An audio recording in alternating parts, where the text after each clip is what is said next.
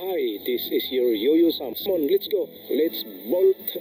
Disclaimer, yung bootmaker ay authorized sa DULI o sa municipal government, sa LGU, sa isang barangay o isang town. In every barangay na coastal area ay isa lang ang bootmaker. So isa lang ang dapat na makatanggap sa mga power tools na galing sa DULI.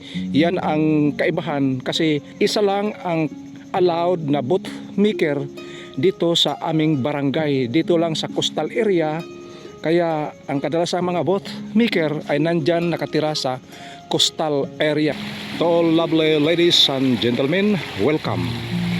Ang ating topic ngayon sa araw na ito ay pag-unbox sa mga binigay ng DULI or Department of Labor and Employment doon sa mga bootmaker o yung mga maliliit na mga bangka o yung maliliit na manggagawa para sa mga bangka for fishing, for fishermans. Ito yun sila ang mga nakaabil at ating i-unbox ang kanilang mga natanggap na mga power tools.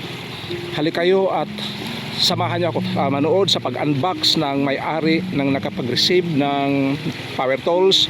Ako muna ay magpasalamat sa kanyang pahintulot na ma-witness ang pag-unbox sa kanyang power tools, at nagpapasalamat na rin kami sa Department of Labor and Employment sa kanilang ibinibigay na mga power tools. Ang power tools na ito ay malaking bagay na para sa mga bootmaker, yung mga maliliit na manggagawa ng bangka.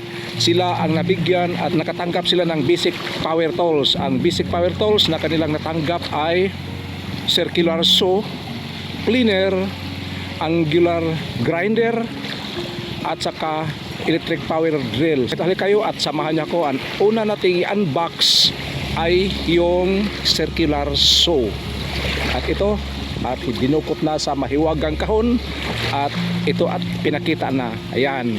At yung mga specification, hindi na namin tiningnan doon sa pamphlets, at dito na lang kami nagtingin sa kanyang lalagyan sa karton, yung maliit na karton na pinaglagyan ng circular saw. At next na ating i-unbox naman ay yung planer. Ito rin ang planer na ang tatak nito ay Dongqing, made in China. Lahat-lahat ng ito na ibinigay ay Dongqing, made in China.